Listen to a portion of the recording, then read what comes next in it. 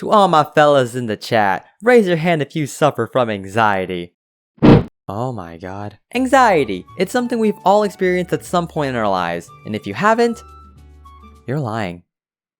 But what even is anxiety if for some reason you don't know what it is even though you very much experience it? Anxiety, to put it simply, is a type of discomfort that takes all kinds of forms, like social interactions, confessions, phobias, panic attacks, getting lost, am I being too broad, presenting in a talent show, being in the center of the circle at a school dance, being told you're about to leave the house in 5 minutes but you're midway through taking a Okay, maybe these are getting a little too personal. To put it lightly, having anxiety kinda sucks. And I suffer from that! Now you would think somebody like me, a happy-go-lucky fella who can make friends with a rock, wouldn't have anxiety. And while yes, that is very much true and I couldn't give 2 sacks of tomatoes of what people think about me, I mentioned earlier that anxiety can take many forms, and to me, the common one is expressing my feelings to somebody that I like. Allow me to elaborate. If I haven't been controversial yet, allow me to dig myself 6 feet under with a single word. Women. Breaking news, infamous YouTuber ethanmastercrafter speaks out on some radically shifted views and is now on the road to losing hundreds of subscribers. Anyways, I'm gonna level with you guys here. I'm gonna be more open than usual and the tone of this video may take a shift from here on out. A very different approach to how I make these videos. So on the topic of women, I don't understand the discomfort when it comes to talking to women. Now this is me saying I'm some alpha Chad Andrew Tate stick rider who hangs out with supermodels and drinks sparkling water. I'm more of the complete opposite. I'm a small little being who just wants a hug.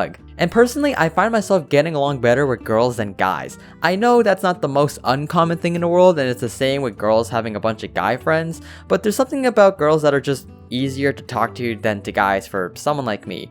Maybe because, and I'm saying this based on my experiences because I know, I get it, some girls can be crazy, find them to be more empathetic and comforting. I love my gym brothers, don't get me wrong, but these days I feel like I'm more likely to be closer with a girl than a guy, and maybe that's just a me thing, I'm not entirely sure. Now this might seem like a stretch, but I feel like my wholesome charm is the reason why I get along with girls better. The most I would ever want from a girl is a hug, where other men would want something that would get me demonetized if I spoke of it. I'm sorry to call out the boys of the world here, but men want one thing and one thing only.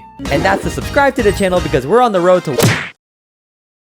We apologize for the shameless plug, but you can subscribe for more of me if you wish.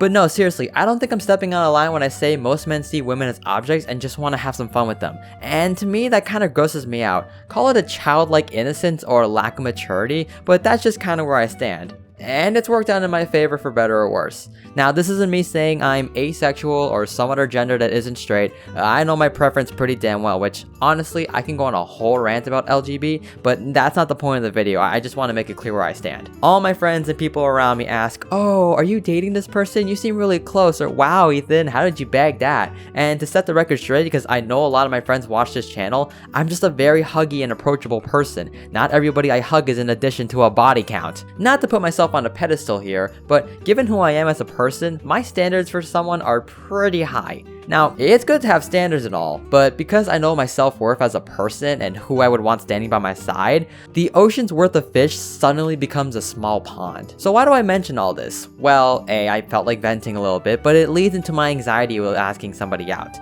I become a completely different person and I hate it with every fiber of my being. It's one thing to change your attitude in front of your boss or your family, because let's be real, some sides of a view are best left unseen, but to change your personality entirely to impress somebody is just a huge yikes. And I don't need to be in a relationship to get that memo. Having a crush on someone should be a good experience, yet deep down it feels like something someone shouldn't feel. And unfortunately, there's no quote I can pull out of my hat because that's genuinely how I feel. I overthink the situation and it drives me down a mental spiral.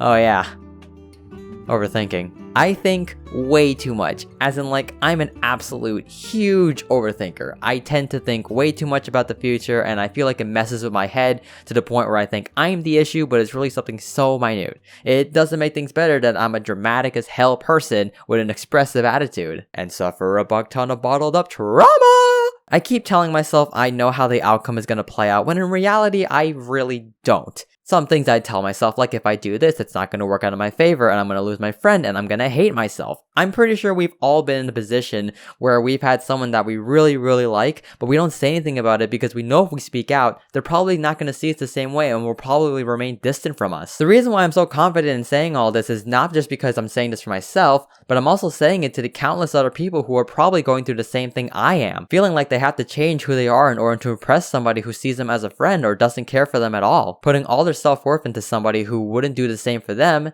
and forgetting the friends they made along the way up to this point. It's hard sometimes to go through stuff like this, and by the end of it, you'll want to shut yourself out from the world. Heartbreak after heartbreak, failure after failure. How does one subjugate themselves to the same pain over and over again, getting the same outcome, questioning whether or not they're right in their judgment as the voices grow louder and louder until all you're met with is silence? Anxiety shouldn't be a bad thing in retrospect, but sometimes it goes to the extreme ends of embarrassment, regret, sadness, and depression. The fear of being vulnerable and fragile, giving up because why bother? But you can't. At least, I can't. I can't bring myself to be down and cave into my feelings. When you have so many eyes on you, a picture of how people see you, and what you stand for, analyzing every action to make sure you don't slip up or step out of line, what does that cost you? What's the reward? I can't really answer that for you, but to me, it cost being a good person. Why does that sound so bad? Because it's easier to be selfish and spiteful.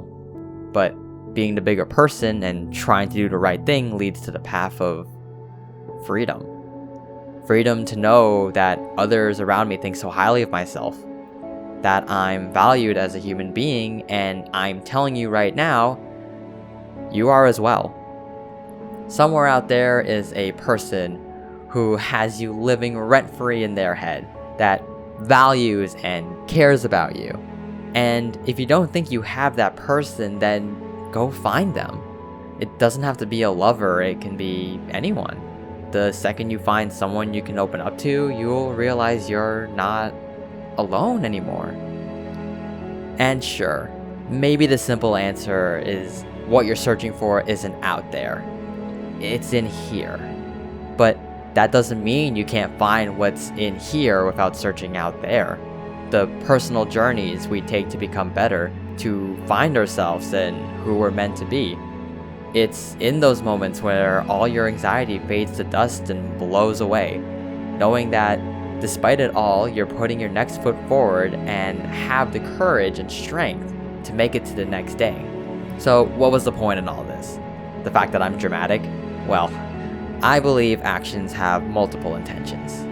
One of those was to inspire those who are going through a hard time to see that there's light at the end of the tunnel, that the world isn't as dark as it's made out to seem. Anxiety is something we all go through, and it affects our lives in many different ways. But we shouldn't allow that to control our judgment. I'm not saying I myself am a master at controlling my emotions. Believe me, this video is mostly for me, and I'm hoping it can make me better in some way when I go astray, cause yeah, sometimes life sucks, and all it takes is one bad day to go insane. But it takes another good one to bring yourself back together. And if I've somehow managed to accomplish that in any way, I say this video was worth every second spent in it.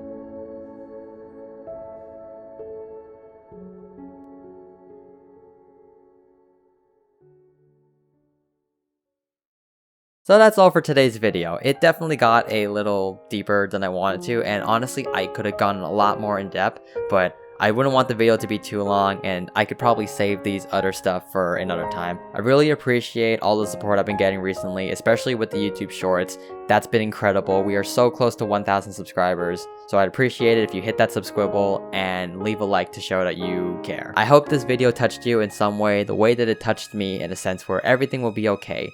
Let me know your thoughts, and with that being said, thank you so much for watching. Stay safe, stay wholesome, and don't forget to always be creative.